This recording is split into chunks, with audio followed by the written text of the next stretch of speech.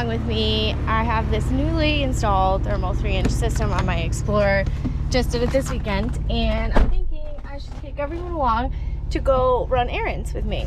So right now we're headed to the UPS store and to grab groceries, which are some very typical Ford Explorer type things to do, right? So I figured I might as well just bring everybody along. So now what I have to do is figure out how to mount this camera in my car, but that shouldn't be too complicated. Watch it be super complicated. Okay, so I'm probably not doing this in the best way, but it's fine. So like I said, we're headed out to run some errands, and I just wanted everyone to be able to hear like in-cabin noise that basically doesn't exist of this 3-inch system. And it's, you know, my Explorer's big turbo, downpipes, full bolt-ons, intake, E60. I mean, you name it, we got it going on.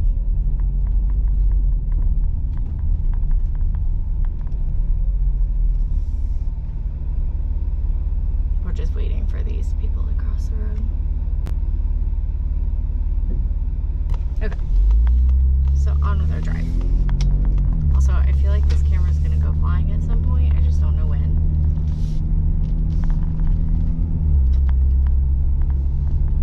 So, one of the things that I've noticed since installing this exhaust is that it's definitely quieter than the Corsa was.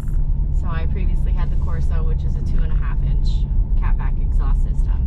I had the Team Lethal Mids.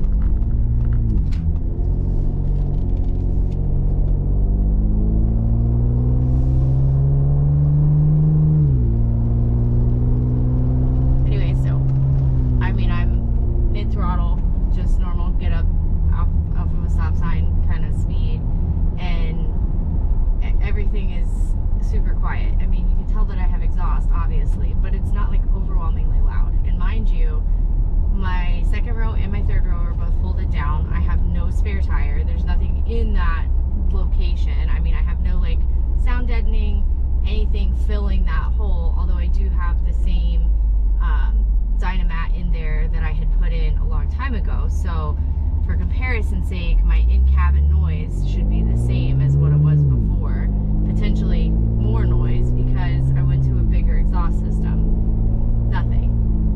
I mean, I'll be honest, sometimes it was kind of frustrating to try and have a phone call when I was on like the interstate, especially because the exhaust was kind of loud. And everyone always asks, like, oh, does it drone? Does it drone? Well, I don't think there's such a thing as something that doesn't drone. There's no exhaust that doesn't drone. It's just a matter of what RPM is it droning at, and you know, how unbearable is it, and then what's your definition of drone too, right? Like everyone defines drone differently.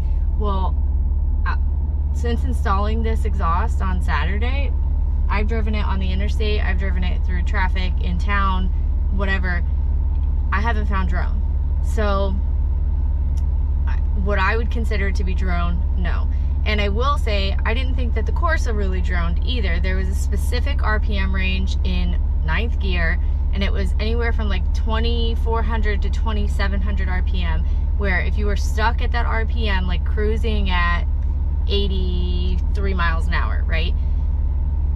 There was a pretty noticeable pitch of exhaust that you would hear in the car that was like annoying, and it would like wah wah wah wah wah wah, like it would almost get very droney, and that's what I consider to be drone. This system, totally different in like the pitch, in the tone, in everything. It doesn't do any of that stuff. So also much lower exhaust note, not as raspy as the Corsa for comparison's sake.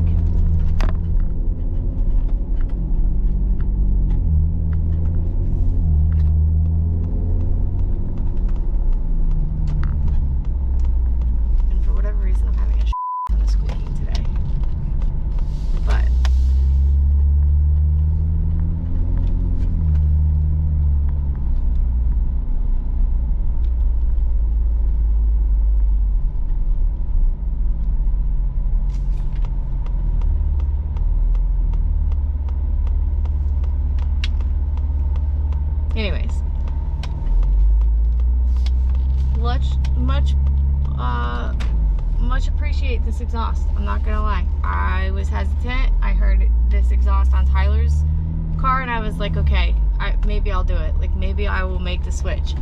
I'm super glad that I did, honestly. Like, this was a good move and I'm really, really happy with it so far. I'm anxious to see, you know, over time, what does it sound like as it's broken in? And look what we just stumbled upon. Do you see that? That's a Supra.